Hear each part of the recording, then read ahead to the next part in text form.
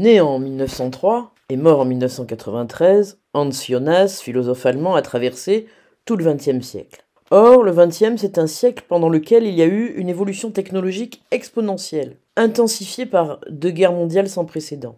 Depuis 1945, et pour la première fois depuis le début de l'humanité, les actions de l'homme peuvent avoir des conséquences irréversibles sur son environnement, sur sa santé et son avenir en tant qu'espèce. Hans Jonas est un précurseur de la pensée écologique et il veut nous faire prendre conscience de la responsabilité que nous avons à l'égard des générations futures. Ce principe responsabilité, qui est le titre de l'un de ses ouvrages les plus célèbres, est au centre de sa réflexion. Cette responsabilité est nouvelle, parce que, jusqu'à il y a encore peu de temps, nous considérions que les ressources de la planète étaient illimitées et que les atteintes à la biosphère n'avaient pas de conséquences. Or c'est faux, parce que l'homme fait partie d'un écosystème, justement, cette biosphère, qui, si elle est menacée, peut conduire à la disparition de nombreuses espèces, y compris la nôtre. Parce que notre pouvoir technologique s'est tellement étendu qu'il est devenu un danger pour notre espèce et pour le monde. L'homme contrôle aujourd'hui la nature par une technique que, paradoxalement, il ne contrôle pas, ou plus. Dit autrement, l'homme a un pouvoir sur lequel il n'a plus aucun pouvoir. Et il est devenu, selon les termes de Jonas, un Prométhée déchaîné. Donc, puisque le progrès technique menace les conditions mêmes de l'existence de l'homme, chaque décision doit être prise en tenant compte des conséquences qu'elle pourrait avoir sur les générations futures et leur possibilité de poursuivre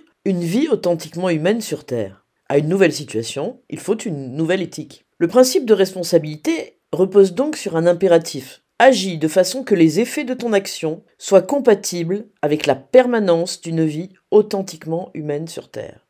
Ou, pour l'exprimer négativement, agis de façon que les effets de ton action ne soient pas destructeurs pour la possibilité future d'une telle vie.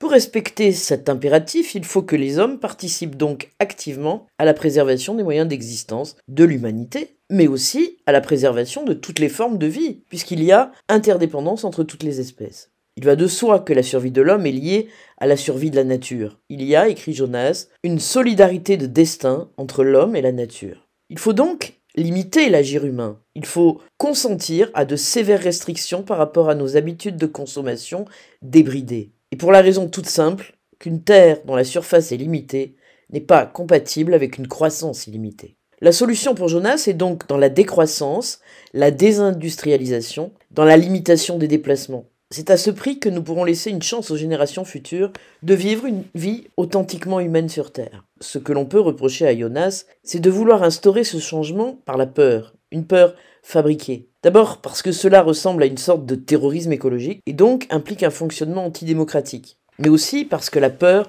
ne peut pas remplacer la responsabilité. Et là, je vous renvoie à la vidéo sur Michel Serres qui, lui, propose un changement par l'éducation. Vous trouverez juste après une fiche avec l'essentiel de ce qui a été dit dans cette vidéo.